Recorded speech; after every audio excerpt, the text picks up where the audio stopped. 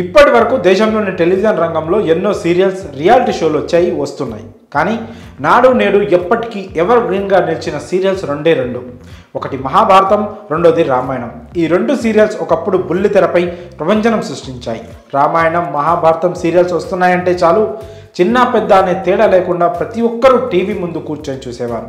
ఈ సీరియల్స్లో నటించిన ప్రతి ఒక్కరూ తర్వాత సినీ, ఇతర సీరియల్స్లో నటిస్తూ మంచి పేరు సంపాదించుకున్నారు.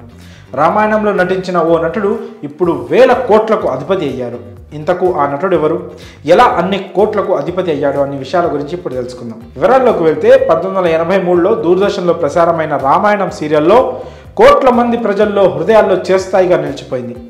రామానంద్ సాగర్ ఈ దృశ్య కావ్యానికి దర్శకత్వం వహించి నిర్మించారు. ఇటీవల కరోనా సమయంలో రామాయణం సీరియల్ మరోసారి ప్రచారం చేశారు. ఇప్పటికీ ఈ సీరియల్ కొత్త అనుభూతినిస్తుందని అంటున్నారు ప్రేక్షకులు. అప్పట్లో బాలీవుడ్ మూవీస్ రేంజ్లో ఈ సీరియల్ని తెరకెక్కించారు. ఆ సమయంలోనే అద్భుతమైన టెక్నాలజీ వాడారు.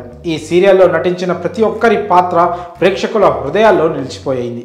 రాముడి పాత్రలో అరుణ్ గోవిల్, సీత పాత్రలో దీపికా చికాలియా నటించింది.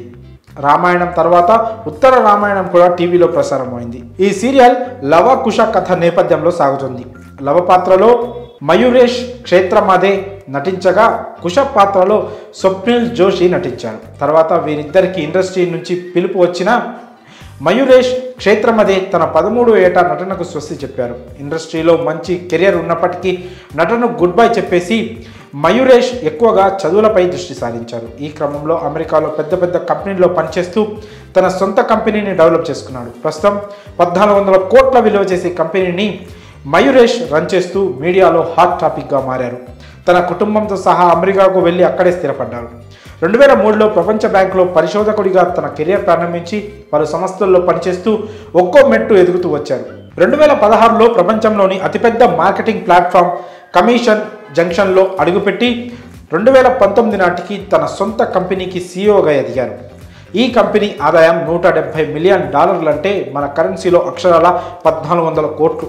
ఓవైపు సీఈఓగా కొనసాగుతూ పలు పుస్తకాలు రచిస్తున్నారు. ఇటీవల మయూరేష్ స్పైట్ అండ్ డెవలప్మెంట్ అనే పుస్తకాన్ని రాశారు. రామాయణం సీరియల్లో ఒక పాత్రలో నటించి ఇప్పుడు కోట్లకి అధిపతిగా ఎదిగాడంటే అందుకు ఆ రాముడి ఆశీస్సులే కారణం అంటూ నెటిజన్స్ అంటున్నారు.